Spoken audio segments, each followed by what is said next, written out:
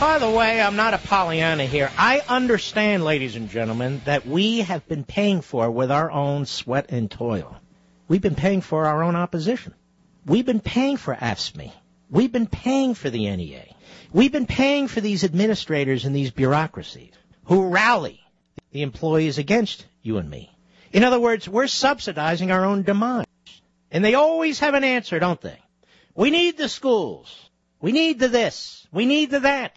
Like we don't have schools. Like we haven't poured trillions of dollars at the state, local, and federal level into these institutions. As if we don't have our taxes raised, children will be learning out in the streets. They'll be writing with those old big, thick Crayola crowns. Isn't that amazing? So all the quote-unquote investments that we've made with our hard-earned money over the decades amount to zero. The world starts today, like everything else. The world starts today. And it's always more expensive. And it always has to be bigger. And they always make more demands. I'm going to prove this to you right now. John, Loudoun County, Virginia, the great WMAL, go. Ed, I mean. Hey, Mark, it's an honor to talk to you. I'm a teacher in Loudoun County. I just wanted to set the record straight, though, with respect to a couple of the facts you misrepresented. Number one, I haven't seen a step increase or a cost of living increase in the last 2 years. How long have you been in the county school system, sir? About 20 years. So you've reached the cap, haven't you? No, not necessarily. I think. How much do you earn a year? I earn about $60,000 to $70,000. Well, you know, if you earn 67, well, how much do you earn a year? Well, we've had our contract cut, so I specifically have lost about. Sir, how much do you, sir, this isn't a negotiation. I'm not in charge of the school system. How much do you earn a year? $70,000 last year. This year I'll earn $65,000. Well, there's no cuts. There's no salary cut in the Loudoun County school system. No, we didn't get a salary cut. We just haven't had a cost of living increase or a step increase in the last 2 years. Right. So you don't go backwards. You're where you were last year. If you're at $70,000, you're at $70,000 this year. Exactly. Well, why did you tell me you're at 65?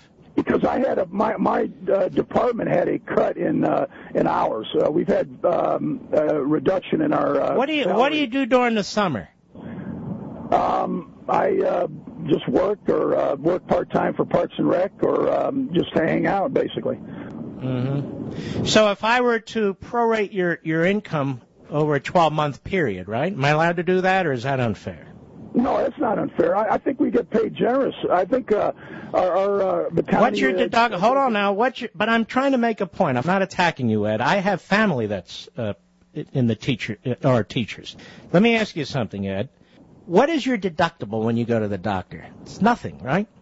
I've got a minor deductible. Like I said, we have very generous medical benefits relative to the private sector, that's for sure. But I want to make the point that the medical and pension benefits account for about 35% of what's paid to hire an individual in this school system. I wouldn't dispute that. I think that, I don't know the exact figure, but as I said, I think the medical and the retirement benefits are more than generous. And all right, so my point is, over, let's say, a 10-month period, between your salary, your pension, and your benefits, we're knocking up close to $100,000, aren't we? I can't dispute that. I don't have facts to counter that, but I would have it. I'm not going to disagree with it. Okay.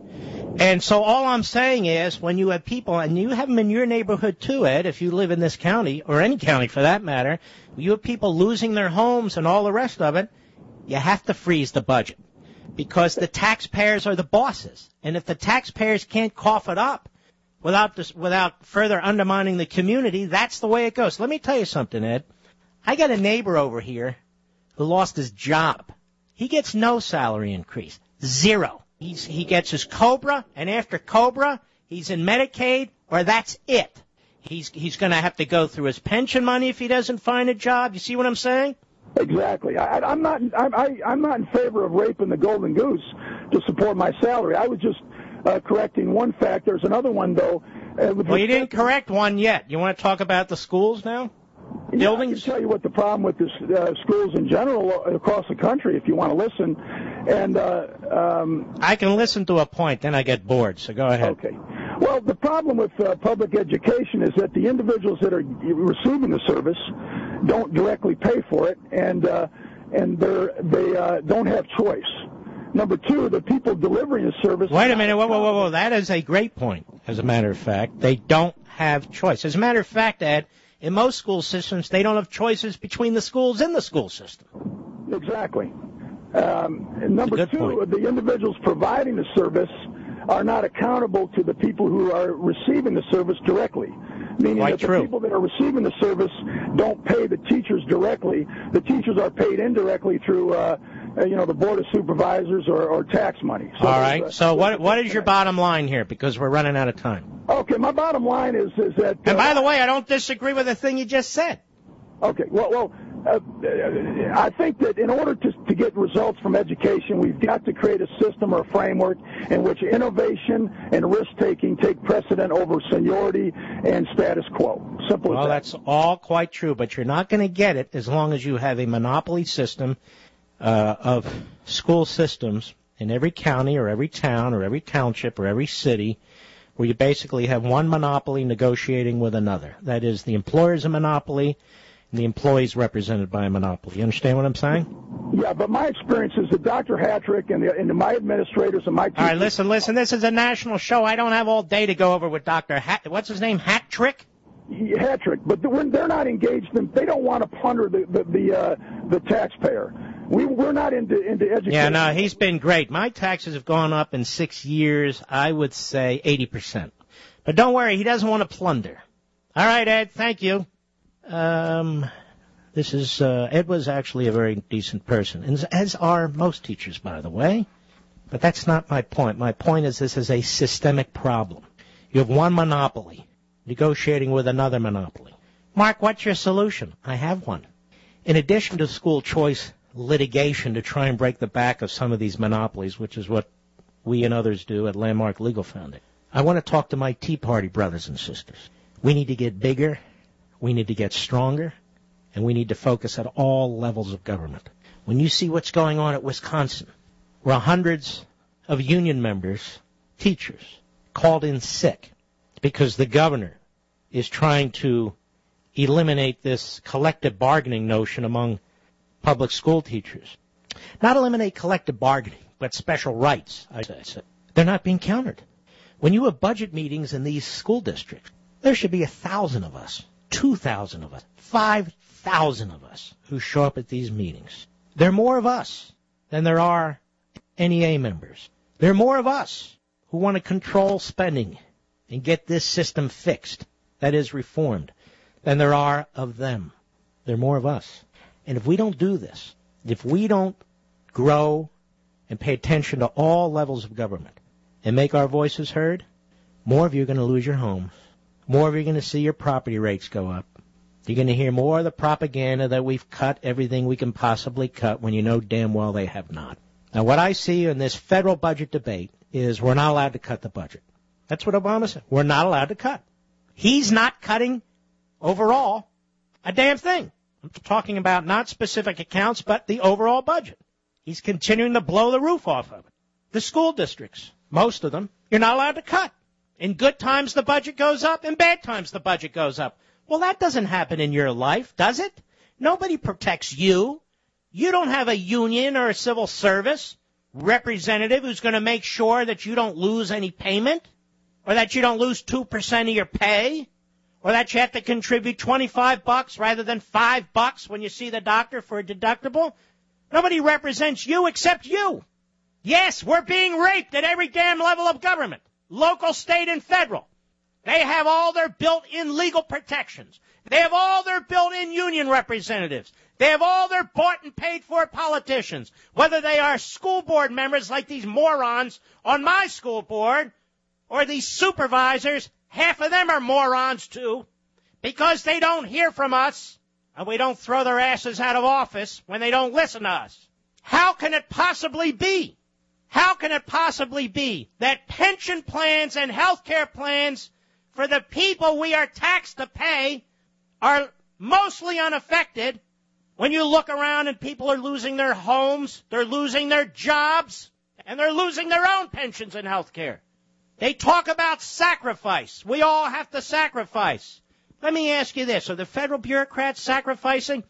Mr. Call Screener, I don't want every bureaucrat rushing in and calling my phone when their unions call them and tell them to do it. So clear that out. No. The vast majority of us in the private sector, we have to fend for ourselves. The others don't. Now, I believe there are public employees who deserve protection. I've said this many, many times. I believe law enforcement deserves protection. I believe that they deserve protection, and firefighters, because what they do, the vast majority of us would never do. And they're the subject of these hustlers and these frauds all the time. But I don't believe the others do. And at the federal level, if you're a paper pusher and you call here and you tell me you deserve a union, I'm going to bite your head off, because you don't. You already have civil service protection, which is more than the rest of us. The question is not what does the government need, whatever that government entity may be. The question is what do we, the taxpayers, want to give the government? What can we afford within its constitutional limits? It's not what they want and what they need. It's what we want and we allow. I'm going to keep backing these shibboleths. I'm going to keep backing these false constructions that have been bred into us by repeated propaganda day in and day out. This school district needs X. The state needs Y. The heating program needs B. Hey, wait a minute. Don't tell me what you need. I'm going to tell you what you can have. Then you figure out the rest. Then you figure out salaries. This is why I've been of the school that they should be slashing this federal budget across the board, except for defense and law enforcement. That's right. We don't let our guard down. Across the board, with those exceptions, 20%, 15%, in that ballpark. Let them all fight with each other over the rest of the priorities. It doesn't really much matter to me. We'll be right back. I'm not going to do this all day because it'll bore the hell out of me, to be perfectly honest with you. But I'm just trying to make a very, very crucial point. We have a stake in all these battles, all these budgets being decided, local, state, and federal level. This isn't a matter of our local government versus the local teachers union. No, that's our battle. Or the state budget, this one, no, that is our battle. And clearly at the federal level, I'm glad. I want more talk show hosts, more folks out there, Tea Party activists and so forth. Let us not flinch at the possibility of them closing the federal government, if that's what it takes. Look at it this way. We are basically pink slipping most of the employees of the federal government for 2, 3, or 4 weeks then. The United States military is not going to go anywhere. The FBI is not going to go anywhere. The CIA is not going to go anywhere. So I don't have a problem with shutting down the federal government. I've said this last week. I said it yesterday, and I want to say it again. If Obama wants to play chicken, then let him be the chicken. Are you telling me that this magnificent, great nation cannot survive if the bureaucracy doesn't show up for work for a few weeks or even a month in what they call non-essential jobs? So they won't be redistributing wealth and taxing us for a month? That's a bad thing? No, that's a good thing. All the people who are relying on government checks, well, I'm sorry.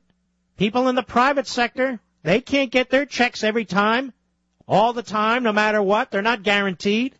If we're of the right mindset and we prepare for the game that Obama and the left's playing, we'll be perfectly fine. And as I said yesterday and last week, and we will prove to the entire nation, isn't it amazing, ladies and gentlemen? We survived and the government shut down for a couple of weeks or even a month. Now cut the damn budget and stop abusing our children.